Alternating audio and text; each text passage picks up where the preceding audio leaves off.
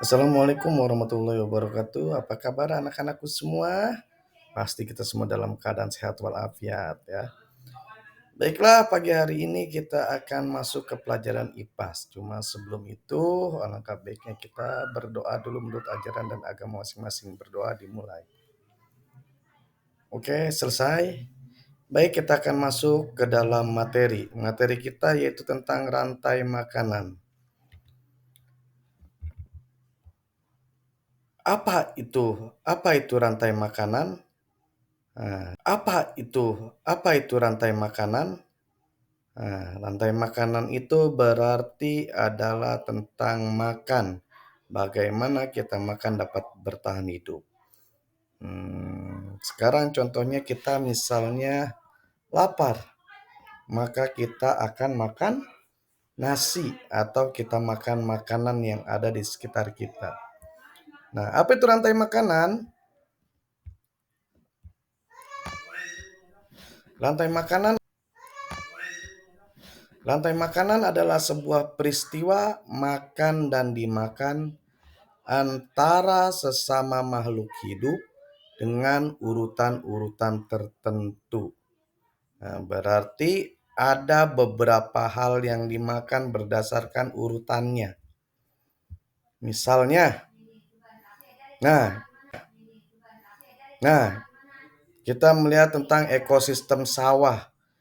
Di sawah itu ada padi. Padi dimakan oleh tikus. Tikus kemudian dimakan ular. Ular dimakan elang dan elang kemudian mati. Maka ketika elang mati, dia akan diurai oleh jamur dan menghumus. Dan dia bisa menyuburkan tanaman. Sehingga petani bisa lagi menanam padi dan seterusnya berputar seperti itu. Maka dari itulah yang disebut dengan rantai makanan.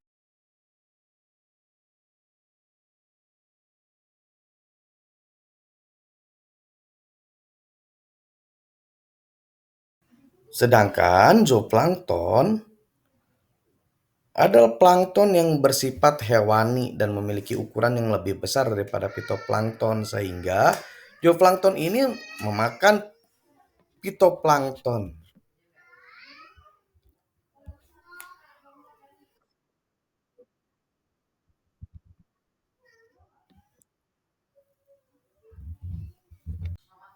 Fitoplankton adalah plankton yang dapat memproduksi makanannya sendiri alias plankton nabati atau tumbuh-tumbuhan. Mungkin kalau kita melihat ada yang kecil-kecil tuh ya di atas laut. Kadang kalau kita ini seperti pasir, nah itu adalah plankton. Nah, plankton ini dia bisa menciptakan makanannya sendiri. Fitoplankton ini karena adalah plankton yang paling kecil yang ada di laut. Nah, ini ada contoh gambar plankton. Ya, ada dua plankton yaitu fitoplankton dan zooplankton. Ini dilihat dari mikroskop ya. Jadi bentuknya seperti ini, seperti tumbuhan ya, seperti daun-daunan. Tapi dia berada di laut. Nah, sedangkan zooplankton bentuknya hampir sama seperti udang, tapi dia kecil ya, aslinya kecil. Cuma lebih besar dari fitoplankton dan ini akan menjadi makanan zooplankton ini menjadi makanan bagi ikan-ikan kecil yang ada di laut. Jika kita melihat tadi, setiap rantai makanan berarti saling makan dan saling dimakan sampai dia mati dan kemudian berubah lagi.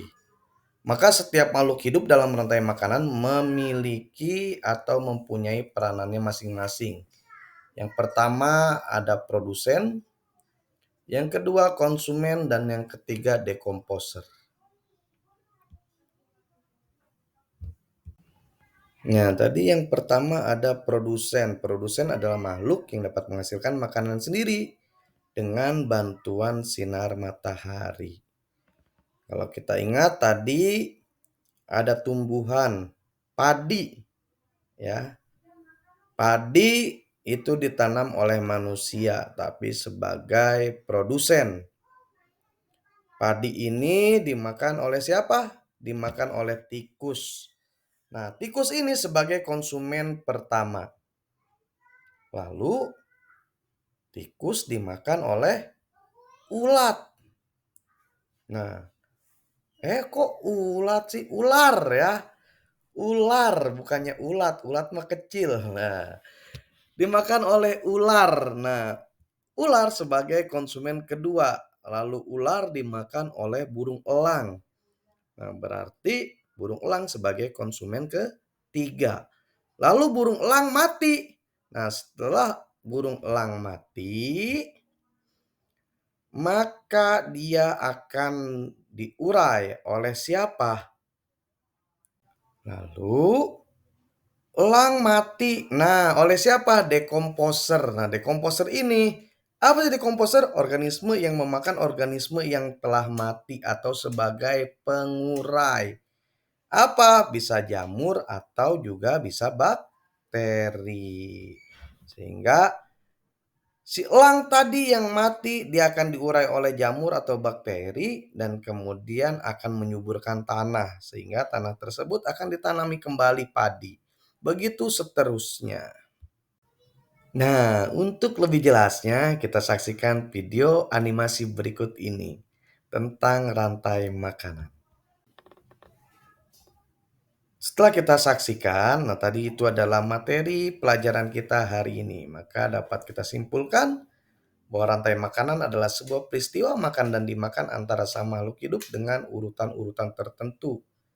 Berdasarkan apa? Berdasarkan ekosistemnya masing-masing. Dan dalam ekosistem tersebut juga, dalam rantai makanan, ada terbagi tiga. Ada yang berperan sebagai produsen, konsumen, dan dekomposer. Demikian pertemuan kita hari ini.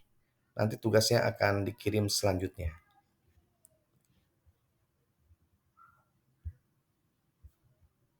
Demikian pertemuan kita hari ini. Marilah kita tutup dengan membaca hamdalah bersama-sama. Alhamdulillahirobbilalamin. Mudah-mudahan dapat bermanfaat. Terima kasih.